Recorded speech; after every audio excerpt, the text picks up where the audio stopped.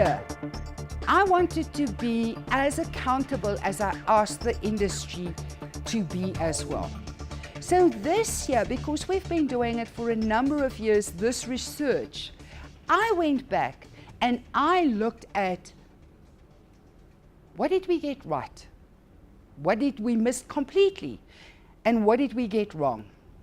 So let me share with you, and I've just taken the last 4 years, since 2013, what we got right. We got right the exponential growth of volunteerism. Why? Very simple. It's the way that companies are trying to leverage resources. So they're trying to use that groundswell of the employees to become involved in CSI. We got right the importance of governance and compliance and the impact of that on the industry. What we've got right, and we still stick to that today, and you'll also see it from today's research, is the lack of evidence. What works?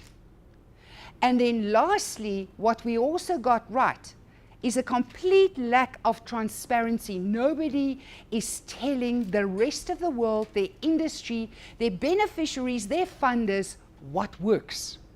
Okay, so those are the things that are still issues, but we've predicted it since 2013, and it's still evident today. What we underestimated is also 4 things. We underestimated the total impact and constraints that the global recession will put on our sector. When it started in 2008, we thought we will see recovery within 3 to 4 years. It still hasn't happened. We have not seen budgets increase. Why didn't budgets increase? Well, profits didn't increase. Because profits didn't increase, less money went to CSI.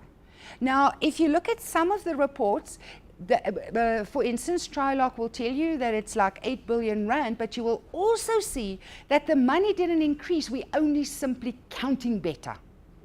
Okay, so please, that is what we mean by the true impact of the global recession is directly impacted on what we spend. The second thing that we underestimated is how drastically portfolios will change. And as a result of the global recession, let me give you a couple of examples. Youth development. Now, it's no secret that Africa has an enormous youth bulge.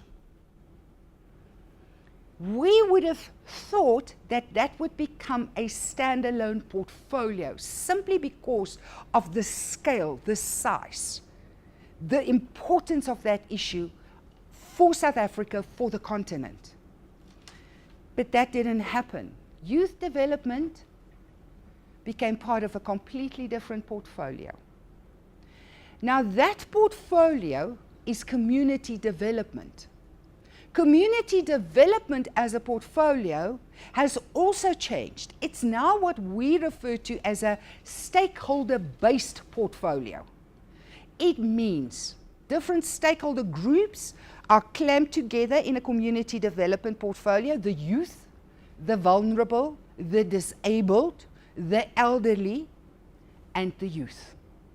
That was one of the most significant things. The second most significant thing for me was the economic development portfolio that disappeared completely.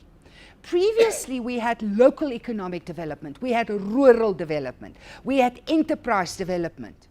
Those portfolios completely disappeared. Why? Now you'll see the impact of governance.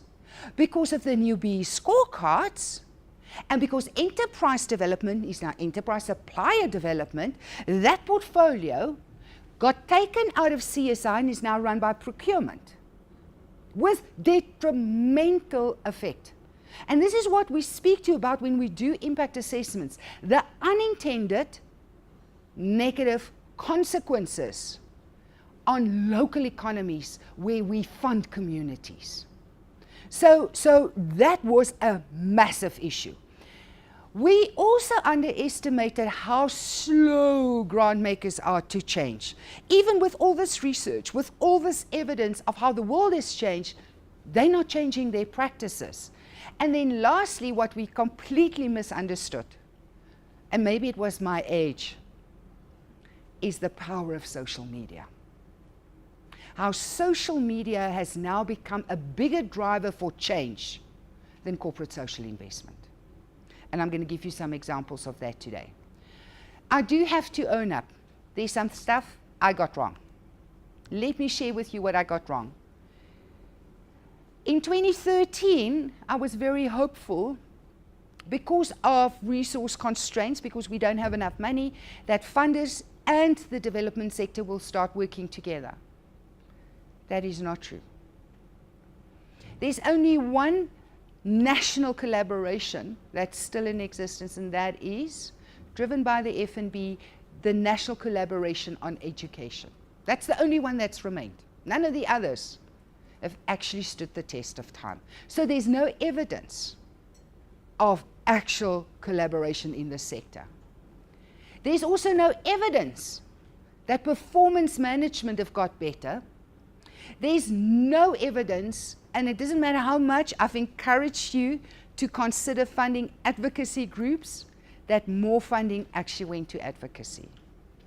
And if you just think what happened and the role of advocacy groups in our country over the last 6 months, I'm thinking about the Mark Haywoods of the world in Section 27. I'm thinking about OTA that's protecting us from toll roads. I'm talking about just last week where an NGO stopped our nuclear energy process. That is the work of advocacy organizations. And nobody's funding them. So that is very upsetting.